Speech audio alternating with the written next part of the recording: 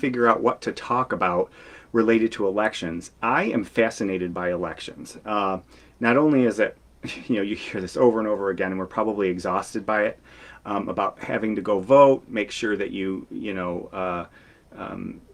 do your part for democracy, go vote. But I'm fascinated by, the mechanisms for how we voted, how people in the early days in our communities voted, election campaigns before television and radio, things like that. And as I was going through the research that I've done on it, I've realized that I'm not going to be able to talk about everything today that I want to talk about. So one of the things that came out of it is the mechanisms for how we vote and how people voted in the earlier days, and how the mechanisms for voting evolved over time, and why it's important. We'll talk about that, and how it led to where we are today. So one question I get a lot is about what was it like to vote in the first town election? Well, where we are now, or any community where you are, was most likely part of a previous town. And so that was the case with Aurora and East Aurora, is that we were part of a much bigger town, and the towns got smaller and smaller until we got to the town the way it is today. So the idea, actually, in the earliest days, the idea of a town was much bigger. So essentially, all of Western New York was part of one town. So the first town election, you could say, was held in the early 1800s. And we have an account of the election in 1803, thanks to a man who was there, and I'm not going to pronounce his name correctly, but Amzi Wright, and he lived in Attica, and it was the election of 1803. Now, this election would not have had anybody from the town of Aurora, current day town of Aurora, going to this election. And how do I know that as well? We didn't have our first settler of European descent arrive here till 1803, 1804. So we would not have had anybody go. But if we were part of the jurisdiction that was part of this town of Batavia, which was essentially all of Western New York at one point. So if you had lived here, or if you were living in Attica or other communities in the what was known then as the Holland Land Purchase, you would have gone up to what is today Newstead, on what is Route 5 today. And it was been the early town elections, and the town being a much bigger geographic area than it is today. So men, because women weren't allowed to vote yet, would go up to what was Mr. Vandervetter's Tavern along Route 5. And everybody from the territory would go up there for a town meeting. And not only were officers elected for the towns, the town supervisors, the superintendents of the poor, we had justices of the peace, highway superintendents. They would also debate issues and laws that would happen. And we'll talk a little bit about what happened later. But the early town meeting is fascinating to me. And thanks to Mr. Wright, who was asked, I believe, by the Erie County Historical Society, now the Buffalo History Museum, years later to recount the meeting.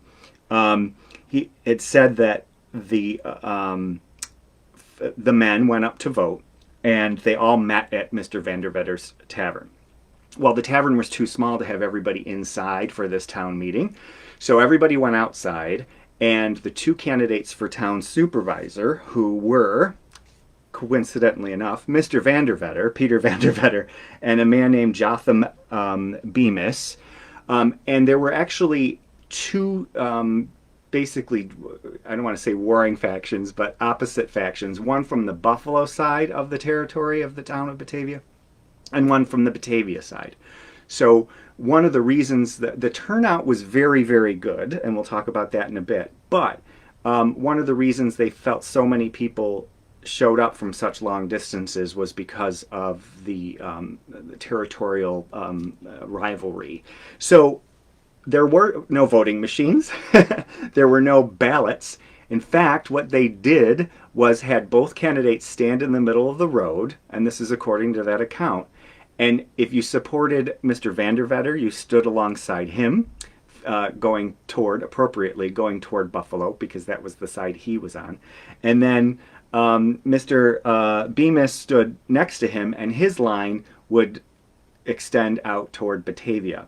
And literally, you stood by your candidate, and they measured the line, counted the number of people in the line, and whoever had the most people in their line won. And in fact, Mr. Van der Vetter, according to this account, had 74 votes, and Mr. Bemis had 70.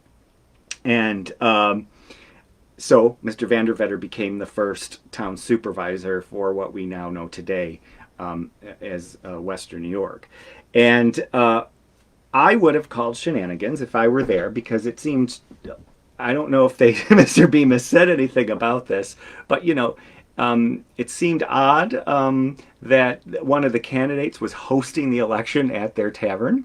But so be it. Mr. Van der Vetter was elected. What I found even more fascinating about this account was that of 153 people who were seen as eligible to vote in this election, 144 men showed up. So that's a big turnout. The election was so important to them that they would travel long distances. And I always think about that when people say, like, they might not have time for voting, or it's such a they have to find time in the day. And now we have no excuse because we have early voting as well, so it's even more convenient to go vote. But these folks traveled huge distances just to be able to go to the town meeting and vote. And this election was held in March, so the weather had broke and before the crops went in. But that was just amazing to me. The another thing that was interesting is that the reason they know that there were 153 eligible voters wasn't because there was a board of elections and everyone had to register to vote. According to the account, everybody knew everybody. So they literally stood there and go, who's missing from the territory? Like, we know who should be here or who had bought land. And so they came up with the 153 names, and they were easily able to see who wasn't there and come up with basically the voter roll just by knowing everyone.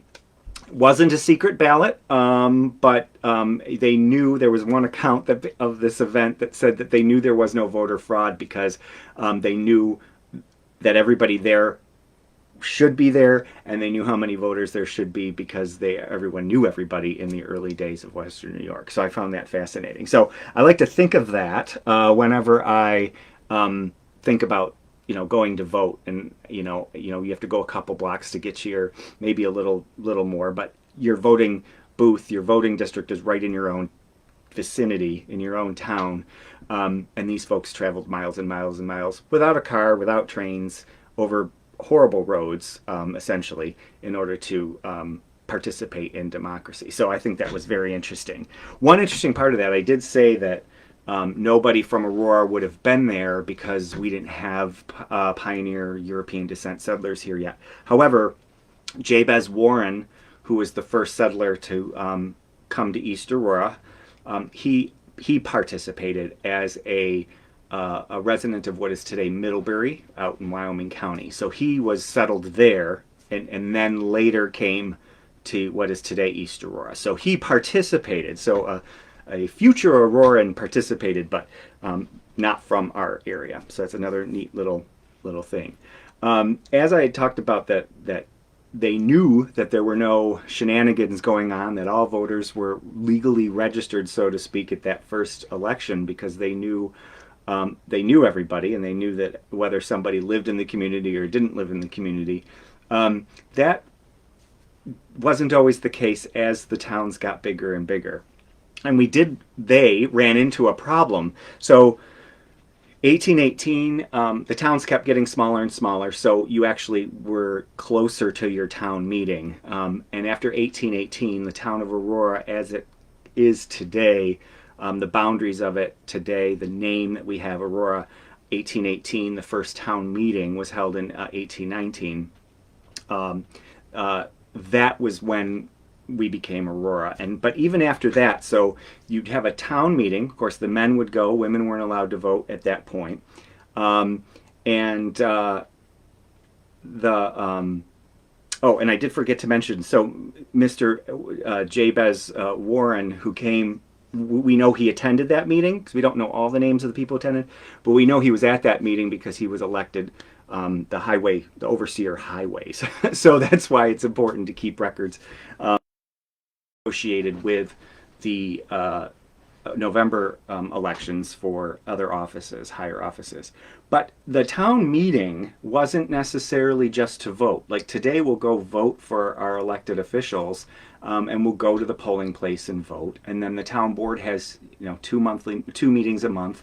But back then, there was a meeting of the whole town to come, and part of the business was to elect the town supervisor, the town justices of the peace, the overseer highways. So that was the election of officers for the town was just part of it. And by the 1880s and 1890s and into the 20th century, a bigger deal, the bigger headlines in the Advertiser wasn't who was elected town supervisor, but the propositions, so to speak. And a big one was what they called the alcohol license. So whether we would offer licenses for people to sell alcohol. So people who favored it were called wet, and people who did not favor it were called dry.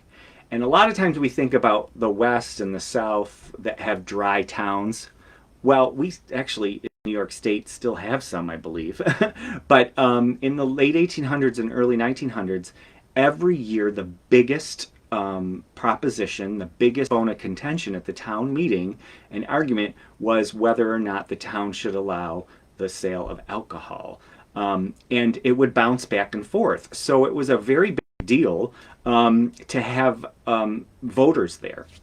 And in fact, in 1896, there was an accusation that at the town meeting there were people who did not live in the town of Aurora, ineligible voters, illegal voters, stuffing the ballot box, so to speak. And actually at that, the Advertiser had recounted this in the next week's issue and said a couple folks looked around and didn't recognize the people who were there, some of the people who were there, and they started to question it. So what they did was, and this was at the West End Fire Hall. So everybody would meet at the West End Fire Hall for the town meeting, and that's where Willink Financial is today. The building still stands at the West End. And we'll talk about town meetings in a bit and the politics of that. But in 1896, they looked around, saw people they didn't recognize, and so someone called shenanigans and said, wait a minute, these folks don't look familiar. Well, again, there was no Board of Elections registrations, so they didn't know who was eligible. So what they did is took people at their word. But the thing is they had to swear an oath before they voted, saying that they were an eligible voter. And the Advertiser recounted this, and it's interesting. The Advertiser claimed that a couple people who they weren't sure actually were eligible voters in the town of Aurora took the oath. But then when confronts a lot of other people, and probably it was a handful of voters, but when they were asked to take the oath, they couldn't do it. Like that meant taking the oath, and actually it was a crime. It still is to take the oath and lie, essentially. So the accusation is that people came with the intention of slipping in and voting on whether the town of Aurora should be wet or dry when it came to alcohol, and when they were caught, they couldn't go through with it. So why would this be a big deal? Well, if you owned a tavern in town and you were selling alcohol and there was the potential for you to be essentially put out of business, you might bring some of your friends from another town. And so that was an interesting borderline, well, not borderline, it was totally risky to do that. But the account, I believe that account that actually happened, the Advertiser did have a little editorial slant to the whole thing. But very interesting. So they weren't really stacking the electorate in order to win votes for town supervisor or a candidate. They were really concerned about this wet-dry question. So the propositions were even more important. But this idea back in the 1800s is the town meeting literally the men of the town would come together for a meeting. There was huge debate. The West End Fire Hall was the venue for a lot of it, but then there was a move to try to get the meeting relocated to West Falls or a more rural area, because even in the late 1800s, getting to the meeting might have been more difficult. So of course, there folks in the rural areas might complain that there was a more of a vote from the village than the out in the outskirts. So they would try to move the meeting around. And again, they would vote on elected officials, but they would also vote on these propositions. So this 1896 account of alleged illegal voters, and it didn't just happen in Aurora. There was accusations of this happening in the 1890s, mostly around the wet-dry question, led to some reforms. And actually, in 1903, they merged. We had the town elections in March. They merged the elections in 1903 with the November general election. So town elections were merged, and the idea of a town meeting was kind of went away. And you would elect your town board like we do today at the November election. We would do it today. We don't have town elections this year. It's an off year. But they did that. And then they also instituted a more formal form of registering voters. So it'd be a registration system. And then you would go and your name would be on the register, as opposed to just showing up and hoping someone knew you, or attesting and swearing that you actually lived in the town. And by formalizing the process too, they were hoping to get rid of people, which could potentially happen, voting in two towns. So if your town election wasn't necessarily standardized, you could come from Wales and vote in Aurora and vice versa, and help your friends in neighboring towns to get the result they wanted. So they did that. Another thing that happened, one of the questions I got before we went on the live stream today was about the voting machines. And today when I voted, when a lot of you vote, we now use a paper ballot, and we fill in the little circles and we send it through the scanner. But many of us remember actually the lever machines and the curtain that closed behind you. Well, those lever machines were actually invented in the 1800s, but actually became popularized a little later. And actually, the town of Aurora, as probably a result of some of the issues they were having with the town meeting and people showing up and paper ballots and things like that, purchased in 1901 to U.S. Standard, that was the name of the manufacturer, lever machines for the town elections. And there was a little article in the East Aurora Advertiser about it. And you could actually go in and practice with the new machine to learn how to use it in the weeks before the actual election day. And those types of machines, not the exact machine, but those types of machine were used for decades, actually till more recently when we went to the paper ballot and the scanning. Those machines, although they may seem like they could have some problems, they were actually quite reliable, and that's why they were used for so many years. Someone had asked me about what happened to those machines, the latest incarnation of the actual lever voting machines. I don't know. That would be a question for the Board of Elections at Erie County. I'm assuming many got scrapped, and I'm assuming some got saved for history purposes. Let's hope. But I do know that the town of Aurora had been using those lever machines since 1901, which was quite earlier than I had thought. So I had mentioned before that men were the ones voting, and that's true. Women did not get the right to vote. And we thought, that we always focus on 1920 and the amendment and nationwide voting. But actually it was a state-by-state issue. So each state, before the constitutional amendment was ratified in 1920, they were allowed to decide whether or not to allow women to vote. So in New York State, we had an effort, and we had an effort right here in East Aurora, a pretty strong one in East Aurora, for women's suffrage. Susan B. Anthony did visit East Aurora. There was actually she was supposed to come in 1888 to speak at at the Methodist Church, but she apparently was sick and couldn't make it. I believe from Chicago. So a replacement speaker was found, but the event was organized by Albert Hubbard of the Roycroft, who later became famous with the Roycroft. And when his second wife Alice came, she was very involved in the women's suffrage movement. And again, I'm speaking this Saturday about this in more detail.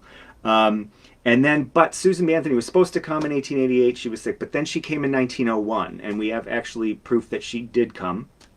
But the problem is, it wasn't really covered in the local newspaper that much. In a lot of the local newspapers, she spoke at the chapel building on the Roycroft campus. Again, organized by Albert Hubbard and the Roycrofters, but it was overshadowed because they were actually in Buffalo for a conference during the Pan American Exposition. But as we all know, President McKinley was assassinated in September of 1901, and I think it was just a couple weeks after that she was scheduled to come to East Aurora with a bunch of people who were involved in this movement. And so the assassination overshadowed Susan B. Anthony's visit to East Aurora. Otherwise, I think there would have been a much bigger hoopla about it. But there were two incidents. So they kept fighting and fighting the women's suffrage movement. And what we forget is that we like to think, again, this whole romanticizing history sometimes, that we like to think that everyone supported women's suffrage. Like today, it would be unheard. It's unheard of that women shouldn't be allowed to vote. Well, it's just unfortunately, even in our community, it was a uphill battle. There were some crazy, today we would consider crazy reasons why people didn't want women to vote, and all the way from it would ruin the household, that people would not. Women, if they were involved in politics at some house, they would forget the home, all the way to why give women the vote, because they would just be voting like their husbands, and so it would just be doubling the vote anyway, so why don't you just save a bunch of time and cut the vote in half, because they would just be voting the same way of their husbands because they couldn't think for themselves and they would vote how their husband told them to. So crazy things by today's standards. So even with the push by the Roycrofters, who were women's suffrage advocates, even with that push, especially after Alice came on the scene after 1904, 1905, there was still resistance in the community, and it was a small portion of they called them extremist, women, and the men who supported them who wanted this right to vote, and even a lot of women didn't think it was a good thing. So there was two referendums in New York State, and one was in 1915 and the other was in 1917. Well, the first one in 1915, and I thought, oh well, we know it didn't get passed statewide. But as I was looking up the results, I'm like, well, of course East Aurora supported it. We were home to the Roycroft, right? And the women, a strong suffrage advocate like Alice Hubbard and Beulah Hood. We'll talk about her in a bit, and Clara Fisher, a couple other names. But then I looked at the results, and it was 311 against, 281 for. Now remember, this is the men voting on whether women should be allowed to vote. So in 1915, and this was just a couple months after Alice and Albert Hubbard perished on the Lusitania, so they never got to see any of this happen. Men of the town of Aurora voted against women voting. Not by a lot, but enough. And statewide, it fell apart too. Other towns surrounding us were worse. It was much more lopsided. Well, then 1917 comes along, and in the weeks they put the resolution, the proposition, back up on the state ballot to allow women to vote. And this time it was different. 529 Aurorans, men in Aurora, voted for it, and 366 voted against it.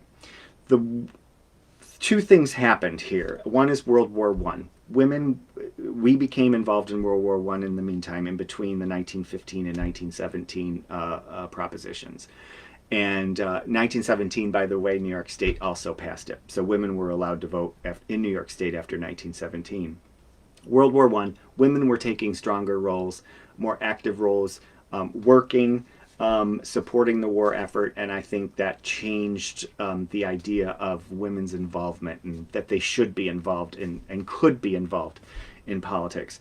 Second was in 1915, it wasn't believed. One of the news reports in East Aurora said it wasn't that men who were voting were against women voting. They just didn't care. They just didn't. There were a lot of propositions that they did vote on, and they left that one blank in 1915.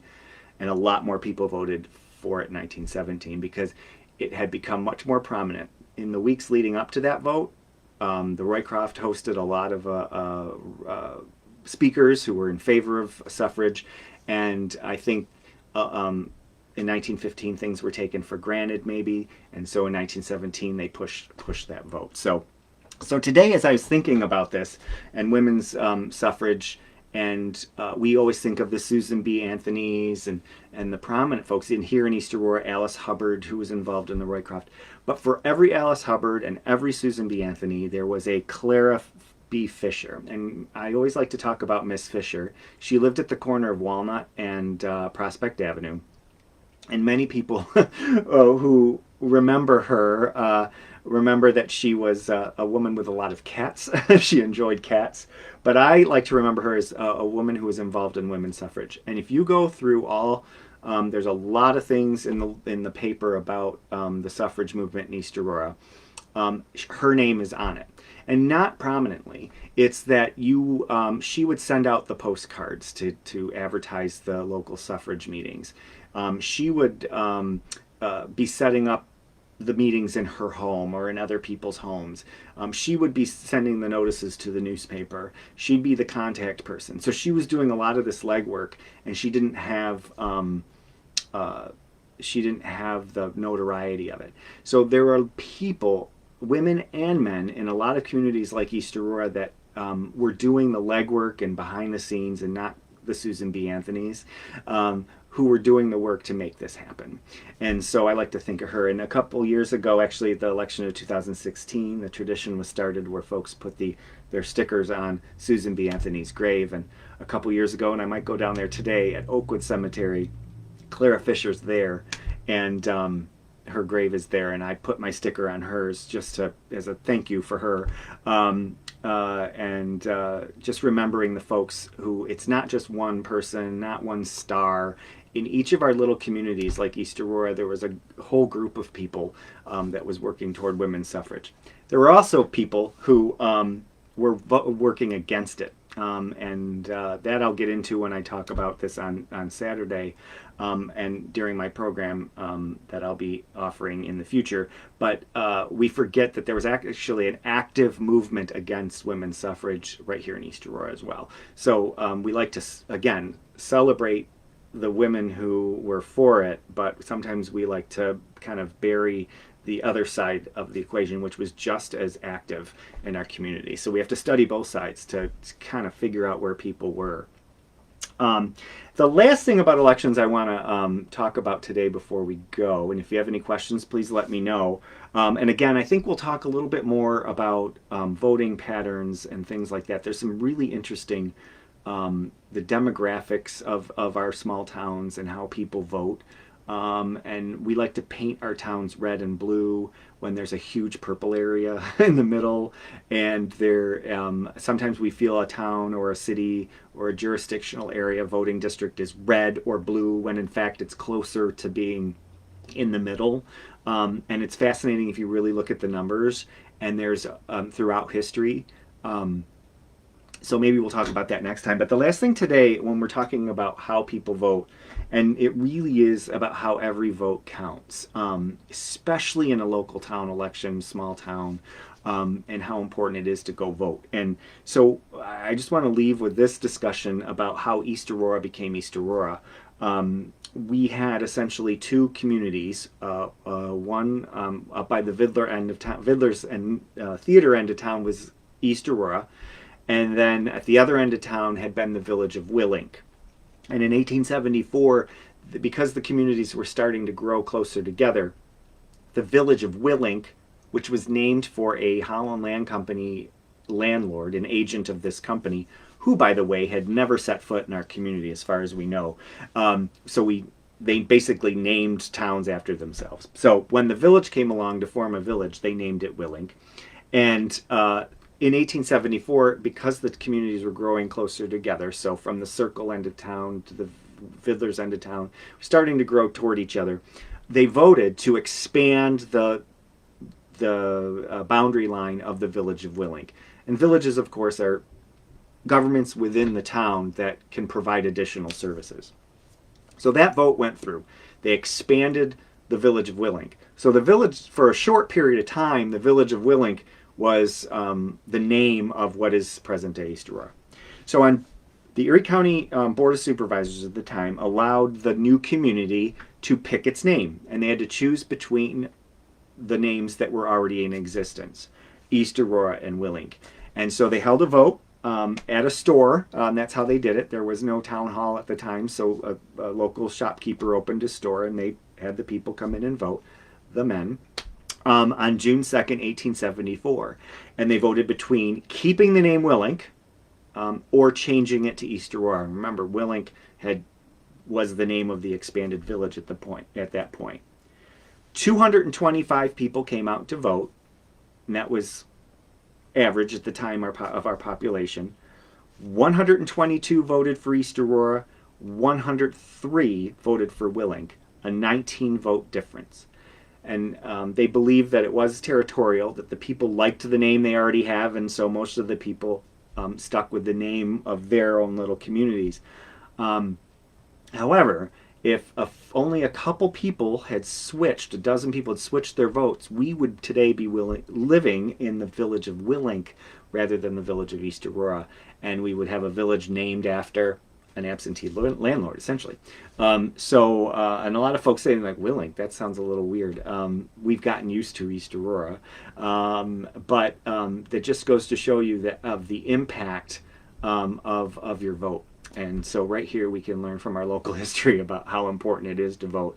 That I could be doing local history live from the village of Willink instead of the village of East Aurora if only a couple people had voted differently, or if a couple people didn't show up. That's even more important. So I want to leave you with that, what we can learn from history.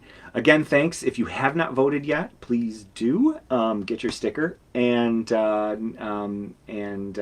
anytime, if you're not watching live, feel free to leave a comment in the comments. Any questions you may have about election history, I'd be glad to answer them if I can, if I know the answer to them. Any topics that you want to hear that aren't even related to elections, I'd love to hear those too. So, and lastly, I also want to thank the East Aurora Advertiser. If you didn't see it, they did a great article about this project, this live stream. So if you want to read it, it's at eastaurorany.com on their website. And I also linked to it on this page if you want to read it. And I want to thank Shelley and the Advertiser for highlighting this project. It's been fun so far, so hope to keep doing it. Again, thanks for joining me, and go vote. Have a good day.